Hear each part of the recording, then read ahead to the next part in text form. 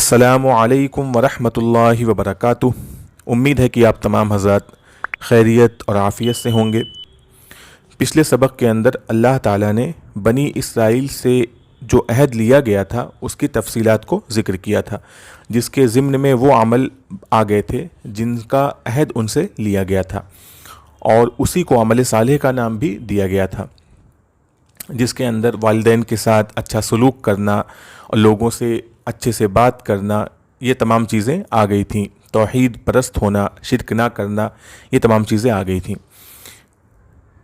تو اس کے ذکر کرنے کے بعد، یعنی ان تمام عمل کے ذکر کرنے کے بعد اللہ تعالیٰ نے یہودیوں سے ایک سوال کیا تھا۔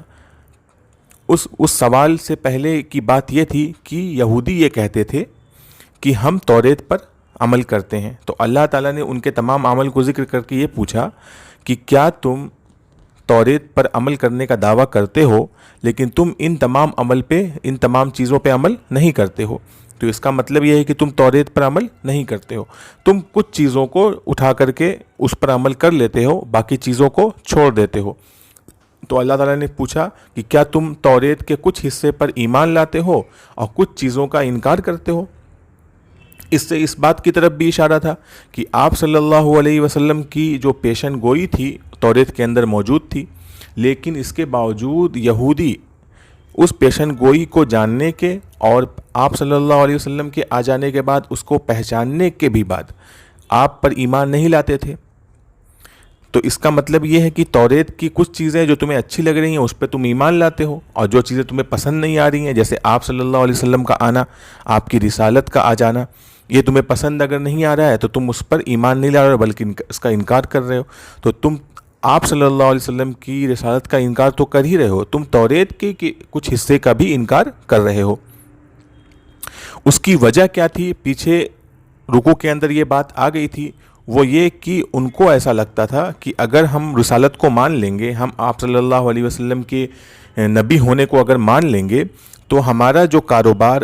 ہے، یعنی یہودی جو علماء تھے، وہ یہودی جو کم علم تھے یا ان پڑھ لوگ تھے، ان کو اپنی من سے توریت کی چیزیں بتایا کرتے تھے۔ تو اگر نبی آ جائے گا اور نبی کو لوگ مان لیں گے تو تمام احکامات تو نبی کے ذریعے لوگوں کو معلوم ہوں گے، تو جو یہ عالم ہوں گے، جو علماء ہوں گے، ان کا جو کاروبار تھا، جو ان سے پیسے لیا کرتے تھے اور ان کو احکامات بتایا کرتے تھے ان کے پسند کے حساب سے، وہ سارا کاروبار جو ہے بند ہو جائے گا۔ تو اللہ تعالیٰ نے فرمایا کہ اس کی وجہ یہی ہے کہ تم اپنے آپ کو بیچتے ہو، تم جو اچھی چیز ہے اس کے بدلے بری چیزوں کو خریدتے ہو۔ تو اللہ تعالیٰ نے اس کو فرمایا تھا پچھلی رکوع کے اندر۔ اس رکوع کے اندر بھی اس طرح کی بات کو ہی پیش کیا گیا ہے، یعنی یہودیوں کا نمبر ایک اللہ تعالیٰ نے یہ پیش کیا ہے کہ یہودی جو ذہن ہے، جو یہودی علماء تھے، ان کی ایک برائی کیا تھی۔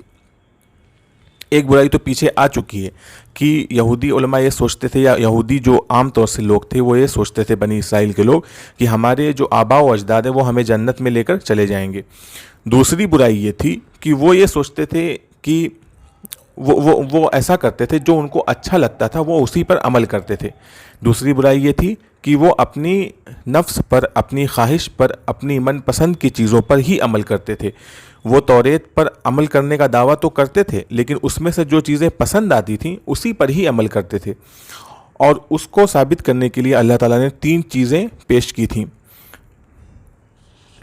تو دیکھیے، اس میں سے پہلی کی چیز کیا تھی؟ وہ کہتے ہیں کہ وَقَالُوا قُلُوبُنَا غُلْفٌ، یہودی کہتے ہیں کہ ہمارے دل جو ہیں وہ پردے میں ہیں، وہ غلاف میں ہیں۔ ان کا کہنے کا مطلب یہ تھا کہ ہم محفوظ ہیں، ہمارے دل کے اندر ایک دم حفاظت کا ایک پہرہ لگا ہوا ہے کہ جو کچھ تم بتاؤ گے، جو اسلام کے بارے میں جو دعوت دیتے ہو، وہ چیزیں ہمارے دل تک نہیں پہنچ سکتی، ان کو راستہ نہیں مل سکتا ہمارے دل تک۔ تو اس لیے اس سے یہ بھی مقصود تھا کہ مسلمان لوگ جو دعوت دیتے ہیں وہ ہمت ہار جائیں، اور ساتھ ہی ساتھ ان کو یہ بھی بتانا تھا کہ تم لوگ جو بتاتے ہو وہ غلط چیزیں ہیں، ہمیں تو اللہ تعالیٰ نے اپنی حفاظت کے ساتھ نوازا ہے، ہمارے دل تو بڑے محفوظ ہیں، تو ہم تو نیک لوگ ہیں، ہم ہی جنت میں جانے والے ہیں۔ اللہ تعالیٰ فرماتے ہیں قرآن کے اندر کہ وہ حفاظت نہیں ہے، یعنی تمہارے دلوں تک قرآن کی دعوت کا نہ پہنچنا، تمہارے دلوں پر ان چیزوں کا اثر نہ ہونا، اس کا یہ مطلب نہیں ہے کہ تم حفاظت کے دائرے میں ہو. اس کا مطلب یہ ہے کہ اللہ تعالیٰ نے تم پر لعنت ڈال دی ہے. تمہاری مسلسل بے عملیوں، تمہاری مسلسل نافرمانیوں کی وجہ سے تم پر لعنت ڈال دی گئی ہے. دوسری بات جو ثابت کرتی ہے کہ تم توریت پہ عمل نہیں کرتے ہو بلکہ اپنی من مرضی کا کام کرتے ہو، وہ یہ کہ جب آپ صلی اللہ علیہ وسلم کی نبوت نہیں آئی تھی اور قرآن نہیں نازل ہوا تھا، اس سے پہلے یہودی لوگوں کو چونکہ پیشن گوئی پتہ تھی، تو وہ جب بھی جنگ میں جاتے تھے یا جب ان کی کسی اپنے مخالف سے جنگ ہوتی تھی تو وہ اس جنگ میں آنے والے نبی اور آنے والی کتاب کے حوالے سے، اس کے وسیلے سے، اس کے صدقے میں اللہ تعالیٰ سے دعائیں مانگا کرتے تھے کہ ہمیں فتح دے دیجئے. تو تم اس سے پہلے تو جنگ میں فتح کی دعائیں مانگتے تھے اسی چیز کی وسیلے سے، اسی نبی کے وسیلے سے، اسی قرآن کے وسیلے سے. تو جب وہ چیز آ گئی اور تم نے اسے پہچان لیا تو تم نے اس کا انکار کر دیا جان بوجھ کے. تو اس کا مطلب کیا تھا کہ تمہیں چونکہ پسند نہیں تھا. اللہ تعالیٰ فرماتے ہیں کہ تم نے اس لیے صرف اس ضد میں انکار کر دیا کہ اللہ تعالیٰ نے اپنی مرضی سے جس کو چاہا قرآن سے نواز دیا، جس کو چاہا نبوت سے نواز دیا. تمہاری مرضی کے مطابق کام نہیں ہوا، کیونکہ یہودی چاہتے تھے کہ بنی اسرائیل کے اندر نبی آ جائے اور اللہ تعالیٰ نے نازل کیا بنی اسماعیل کے اندر. تو یہ بات ان کو بہت زیادہ خراب لگ گئی اور ان کو بہت تکلیف ہوئی اس بات کی، اور ان کے پسند کے مطابق چونکہ نہیں ہوا اس لیے انہوں نے اس کا انکار کر دیا. تو اس سے بھی یہ ثابت ہوا کہ وہ توریت کے اندر پیشن گوئی تھی، اس پہ عمل نہیں کر رہے ہیں بلکہ اپنی مرضی پہ عمل کرتے ہیں. کہتے ہیں کہ ہم توریت پر عمل کرتے ہیں، اور اس کی بھی اللہ تعالیٰ نے اس کا طرف اشارہ کیا ہے کہ ایسا وہ کیوں کرتے ہیں. اس میں تو ایک اللہ تعالیٰ نے فرمایا کہ ایک تو ان کے اندر ضد ہے. ضد کیا کہ ان کو یہ بات خراب لگ گئی اور یہ اس بات کی ضد ہو گئی کہ ان کے اندر کیوں نہیں پیدا ہوئے، بنی اسماعیل کے اندر کیوں پیدا ہو گئے، بنی اسرائیل میں کیوں نہیں پیدا ہوئے. دوسرے یہ کہ ان کو اپنا کاروبار جو تھا وہ خطرے میں محسوس ہوا کہ اگر نبی آ جائے گا تو ان کا جو کاروبار ہے لوگوں کو بہکانے کا، لوگوں سے پیسے ایٹھنے کا، وہ بند ہو جائے گا. تو دو باتیں ہو گئی. ایک بات تو یہ کہ وہ کہتے ہیں کہ ہمارے دل محفوظ ہیں، دوسری یہ کہ قرآن کے آنے سے پہلے وہ قرآن کی اور رسول کی دعائیاں دیتے تھے جب جنگ میں جاتے تھے اور اس کے وسیلے سے فتح کی دعائیں مانگتے تھے. آنے کے بعد، پہچاننے کے بعد بھی اس کا انکار کر دیا. اور تیسری چیز یہ کہ جب ان سے کہا جاتا ہے کہ جو کچھ نازل ہوا اس پر ایمان لاؤ تو وہ کہتے ہیں کہ ہم صرف اس پر ایمان لائیں گے جو ہم پر نازل ہوا. تو اللہ تعالیٰ فرماتے ہیں کہ جو کچھ نازل ہوا ہے، جو تم ہم پر نازل نہیں ہوا بلکہ بنی اسماعیل پہ نازل ہوا، آپ صلی اللہ علیہ وسلم پہ نازل ہوا، وہ حق ہے. تو تم کسی چیز کے حق ہونے پر ایمان لاؤ گے یا اس چیز پہ صرف ایمان لاؤ گے جو ہمارے پاس ہے؟ بھائی ایمان لانے کا کرائٹیریا تو یہ ہونا چاہیے کہ جو چیز حق ہے اس پر ایمان لایا جائے. تو اللہ تعالیٰ فرما رہے ہیں کہ نمبر ایک، جو چیز تمہارے علاوہ بھی نازل ہوا وہ تو حق ہے، اور ساتھ ہی ساتھ وہ اس بات کی بھی تصدیق کر رہا ہے جو توریت کے اندر موجود ہے کہ آنے والے نبی کا نام کیا ہے، نبی کہاں نازل ہوں گے، وہ ساری چیزیں توریت کے اندر موجود تھیں. پھر اللہ تعالیٰ فرماتے ہیں کہ تم اگر اپنے اسی بیان میں سچے ہو کہ تم کہتے ہو کہ ہم صرف توریت پر عمل کرتے ہیں، جو ہمارے پاس ہے اس پہ عمل کرتے ہیں، تو یہ بات بھی غلط ہے کیونکہ تم توریت پر بھی عمل نہیں کرتے ہو. اگر تم اس بات میں بھی سچے ہوتے تو تم نمبر ایک نبیوں کو کیوں قتل کرتے ہو؟ تم نبیوں کو قتل نہیں کرتے. نمبر دو، تم بچھڑے کی پوجا کیوں کرتے؟ کیونکہ توریت کے احکامات میں تو بچھڑے کی پوجا کرنا نہیں لکھا تھا. اسی طریقے سے اللہ تعالیٰ فرماتے ہیں کہ اگر تم توریت کو سچا ماننے کے بعد تم اگر توریت پہ عمل کرتے تو جب توریت موسیٰ علیہ السلام لے کر آئے تھے تو سب سے پہلے بنی اسرائیل نے انکار کیا. تو اللہ تعالیٰ کہہ رہے ہیں کہ اگر تم توریت کو صحیح مانتے اور جب بنی اسرائیل نے اس کا انکار کیا اور اللہ تعالیٰ نے ان کے جو 70 لوگوں کو سنوا دیا کلام کو، اور اس کلام کے سننے کے بعد ان کو یقین ہو گیا کہ یہ اللہ کا ہی کلام ہے، تو اس کے باوجود انہوں نے اس کے احکامات پر عمل کرنا چھوڑ دیا، اس پہ عمل نہیں کیا. تو اللہ تعالیٰ نے ان کے اوپر طور کو معلق کر دیا کہ اگر عمل نہیں کرو گے تو تم پر اس کو گرا دیا جائے گا. تو اللہ تعالیٰ فرماتے ہیں کہ تم اگر اتنا ہی عمل کرتے توریت کے اندر جیسا کہ تم دعویٰ کر رہے ہو، تو تم توریت کے احکامات سے انکار کیوں کرنے لگے؟ جاننے کے باوجود کہ وہ اللہ تعالیٰ کے احکامات تم نے اس کا انکار بھی کیا۔ تو اگر تم یہ کہتے ہو کہ تم ایمان صرف توریت پہ رکھتے ہو اور تم یہ تمام جو عمل کر رہے ہو یعنی انکار کرتے ہو، نبیوں کو قتل کرتے ہو، تم بچھڑے کی پوجا کرتے ہو، تو یہ تمام کا تمام اگر تم کو تمہارا ایمان سکھا رہا ہے، تمہارا ایمان یہی ہے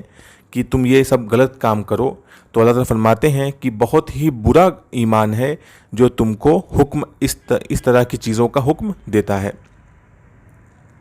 تو اللہ تعالیٰ نے فرمایا کہ تمہارا ایمان ہی غلط ہے، تم غلط چیزوں پر ایمان لاتے ہو۔ تو اس میں سمجھ میں آ گئی بات کہ یہودیوں کے اندر جو سب سے بڑی برائی تھی، ایک نمبر ایک گزر چکی ہے کہ وہ اپنے آبا و اجداد کے سہارے اور بھروسے بیٹھے ہوئے تھے، اور نمبر دوسری جو برائی ہے کہ وہ اپنی خواہش کی اتباع کر رہے تھے، یعنی وہ اپنی مرضی سے ہی اگر ان کو اچھا لگتا تھا تو عمل کرتے تھے، اور اگر اچھا نہیں لگ رہا ہے، ان کو لگ رہا ہے کہ ارے اس میں بڑی سختی ہے، اس میں تکلیف دہ چیزیں ہیں، تو اس پہ عمل نہیں کرتے تھے۔ تو یہ چیز یہودیوں کی بہت بری تھی، اس کو اللہ تعالیٰ نے ذکر کیا اور تمام دلائل کے ساتھ ذکر کیا۔ اب ہم لوگ ترجمہ دیکھ لیتے ہیں۔ بسم اللہ الرحمن الرحیم، آغاز کرتے ہیں اللہ کے نام سے جو بڑا مہربان نہایت رحم والا ہے۔ دیکھیے، وَلَقَدْ آتَيْنَا مُوسَى الْكِتَابَ، اور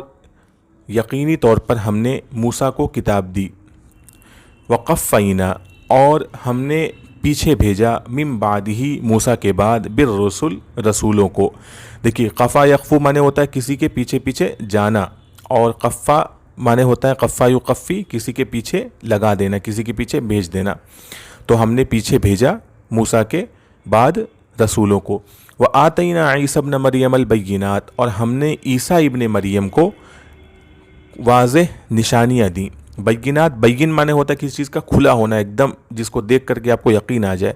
تو وہ بین ہو، اس کو کہا جاتا ہے۔ تو یہ بین صفت ہے، اس سے پہلے آیات جو ہوتا ہے وہ محذوف مانا جاتا ہے کہ صرف صفت ذکر کر دیا، چونکہ بات سمجھ میں آ گئی تو اس لیے یہ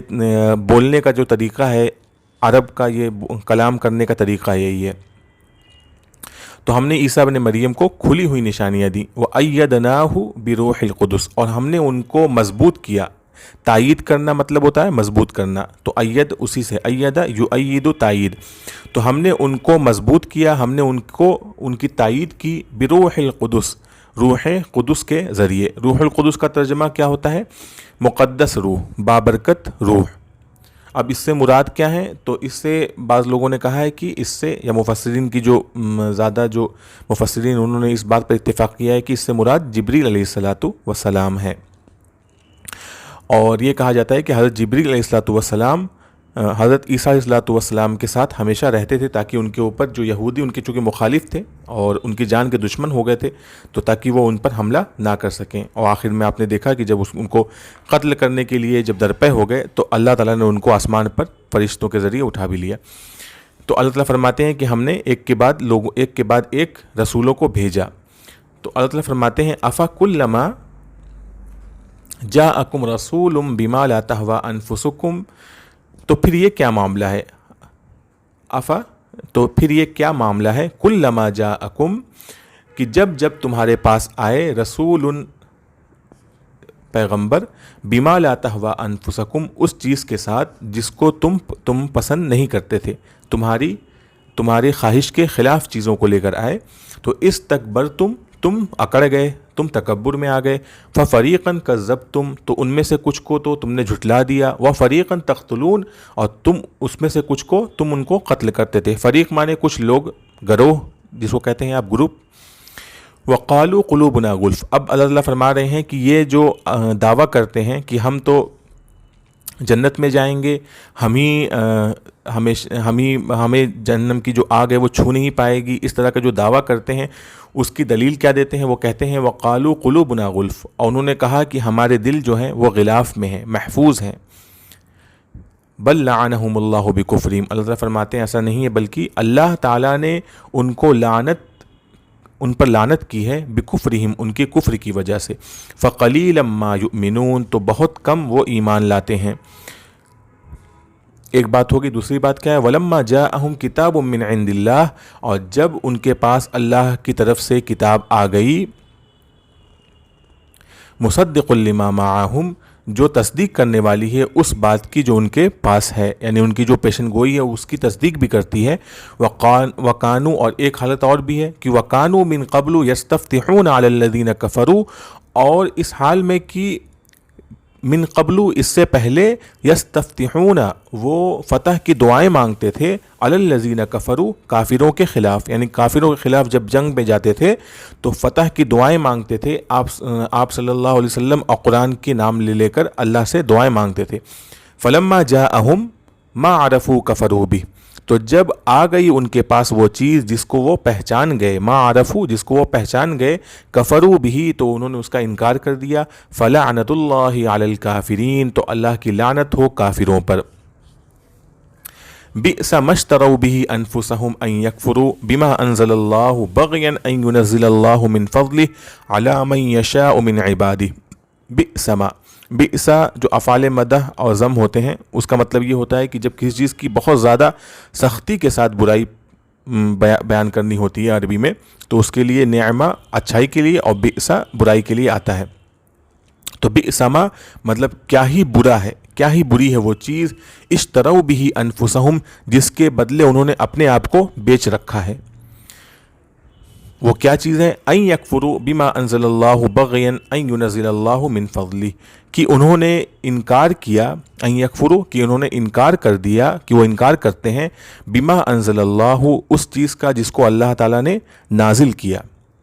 کہ اس چیز کا انکار کر کے، کہ اللہ تعالیٰ کی نازل کی ہوئی کتاب کا انکار کر کے انہوں نے اپنے آپ کو بہت ہی بری طرح بیچ دیا ہے۔ بغین، اور ایسا کیوں کرتے ہیں؟ بغین اس ضد میں کہ ان ینزل اللہ من فضلہ علی من یشاء من عبادہ، کہ اللہ تعالیٰ نازل کرتا ہے اپنے فضل سے علی من اس شخص پر جس کو وہ اپنے بندوں میں سے جس کو وہ چاہتا ہے، علی من یشاء من عبادہ اپنے بندوں میں سے جس پر وہ چاہتا ہے اپنے فضل کو نازل کرتا ہے، یعنی اللہ تعالیٰ نے اپنے فضل سے اپنے بندے پر نبوت کو نازل کیا، قرآن کو نازل کیا، تو اس چیز کو انہوں نے اپنے دل پہ لے لیا، ان کو یہ بات خراب لگ گئی کہ ان کے قبیلے سے نبی نہیں ہوا۔ تو اللہ تعالیٰ فرماتے ہیں فباؤوا بغضب علی غضب، تو یہ غضب بالائے غضب لے کر واپس ہوئے، یعنی انہوں نے اپنے اوپر اللہ تعالیٰ کے غضب کو دعوت دے دی۔ وللکافرین عذاب مہین، اور کافرین کے لیے بہت ذلت آمیز عذاب ہے، مہین ذلت آمیز۔ دو بات ہو گئی کہ ایک تو یہ کہ ان کے دل غلاف میں ہیں، وہ کہتے ہیں، تو اللہ تعالیٰ فرماتے ہیں کہ نہیں، ان پر لعنت ہے، اور دوسرے کیا کہ وہ اس سے پہلے یہ باتیں ہو چکی ہیں ویسے، کہ اس سے پہلے وہ کافروں کے مقابلے میں دعائیں مانگا کرتے تھے، اللہ تعالیٰ فرما رہے ہیں کہ جب آ گئی چیز تو اس کا انکار کر دیا، تو وہ چیز بہت ہی بری ہے، ان کی جو حرکت ہے وہ بہت بری ہے۔ تیسری بات کیا ہے؟ وَإِذَا قِيلَ لَهُمْ آمِنُوا، اور جب ان سے کہا جاتا ہے کہ ایمان لاؤ، بما انزل اللہ اس چیز پر جو اللہ نے نازل کی، تو وہ کہتے ہیں، قالو کہتے ہیں، انؤمن بما انزل، قالو نؤمن بما انزل علینا، کہ ہم ایمان لاتے ہیں اس چیز پر جو ہم پر نازل کی گئی ہے، وَيَكْفُرُونَ بِمَا وَرَاءَ، اور وہ انکار کرتے ہیں اس چیز کا جو اس کے علاوہ ہے، یعنی ہمارے پاس جو یعنی توریت ہے اس پر ہم ایمان لاتے ہیں، اور توریت کے علاوہ سب چیز کا ہم انکار کرتے ہیں۔ اللہ تعالیٰ فرماتے ہیں وَهُوَ الْحَقُّ مُصَدِّقًا لِمَا مَعَهُمْ، حالانکہ جو چیز اللہ تعالیٰ نے نازل کی ہے وہ حق ہے اور تصدیق کرنے والی ہے اس چیز کی جو ان کے پاس ہے، لِمَا مَعَهُمْ جو ان کے پاس ہے۔ قل آپ کہہ دیجئے، یعنی اگر تم توریت پر ہی ایمان لاتے ہو تو کیا تم صحیح میں توریت پر ایمان لاتے ہو؟ قل کہہ دیجئے فَلِمَا تَقْتُلُونَ أَنْبِيَاءَ اللَّهِ مِنْ قَبْلِ إِن كُنْتُمْ مُؤْمِنِينَ، تو تم کیوں قتل کرتے تھے انبیاء اللہ کے نبیوں کو، من قبل اس سے پہلے، اگر تم ایمان والے تھے، یعنی اگر تم سچ میں توریت پر ایمان لاتے تھے تو اس سے پہلے انبیاء کو کیوں قتل کرتے تھے؟ مزید دلیل اللہ پیش کرتے ہیں کہ یہ توریت پہ عمل نہیں کرتے ہیں، اس کی کیا ہے؟ وَلَقَدْ جَاءَكُم مُوسَىٰ بِالْبَيِّنَاتِ، اور جب تمہارے پاس موسیٰ کھلی ہوئی نشانیاں لے کر آ گئے، یعنی توریت لے کر آ گئے، ثُمَّ اتَّخَذْتُمُ الْعِجْلَ مِن بَعْدِهِ، یعنی معجزات لے کر آ گئے، یعنی موسیٰ علیہ السلام نے ان کو دکھا دیا تھا معجزات کہ وہ نبی ہیں، ثُمَّ اتَّخَذْتُمُ الْعِجْلَ مِن بَعْدِهِ وَأَنْتُمْ ظَالِمُونَ، پھر تم نے بچھڑے کو اس کے بعد، موسیٰ کے بعد معبود بنا لیا، وانتم ظالمون، اور تم ظلم کرنے والے تھے۔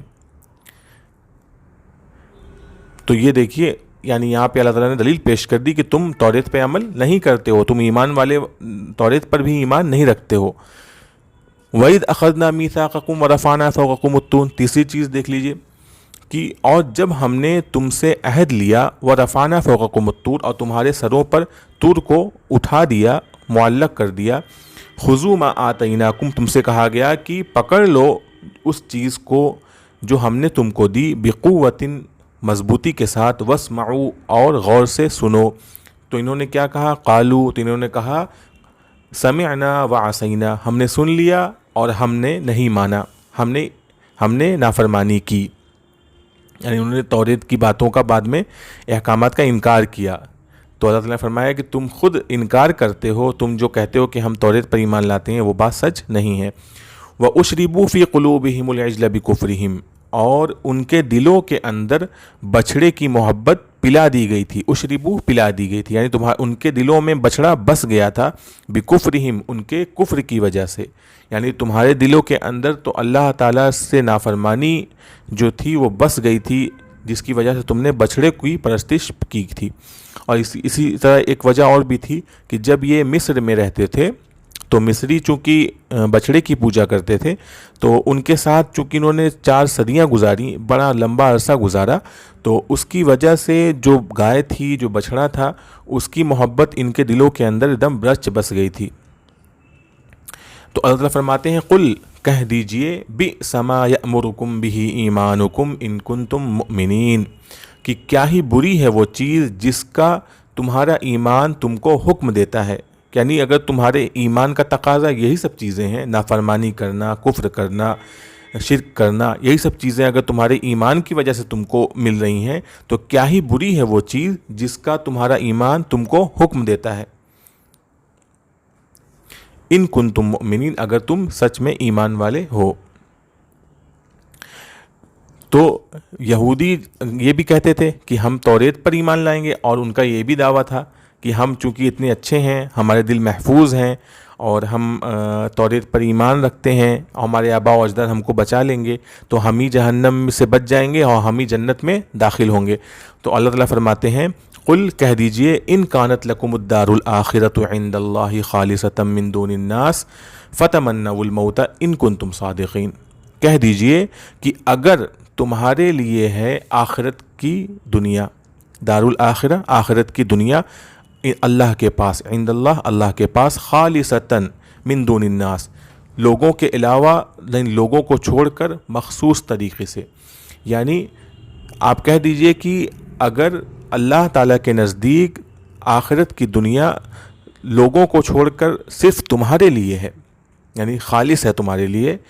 تو فتمنوا الموت، تو موت کی تمنا کرو، ان کنتم صادقین، اگر تم سچے ہو۔ اللہ تعالیٰ فرماتے ہیں کہ اگر تم کو اتنا ہی یقین ہے کہ تم جنت میں جانے والے ہو، بلکہ تم یہ بھی کہتے ہو کہ صرف تم ہی جنت میں جاؤ گے، تو اگر اتنا یقین ہے تو موت کی تمنا کر لو۔ اللہ تعالیٰ فرماتے ہیں آگے کہ ان کو اس بات کا یقین نہیں ہے، ان کو پتہ ہے اچھی طرح کہ جو کچھ کر رہے ہیں وہ غلط کر رہے ہیں، تو اس لیے یہ کبھی بھی موت کی تمنا نہیں کریں گے۔ وَلَن يَتَمَنَّوْهُ أَبَدًا بِمَا قَدَّمَتْ أَيْدِيهِمْ، اور ہرگز وہ اس کی تمنا، یعنی موت کی تمنا نہیں کریں گے،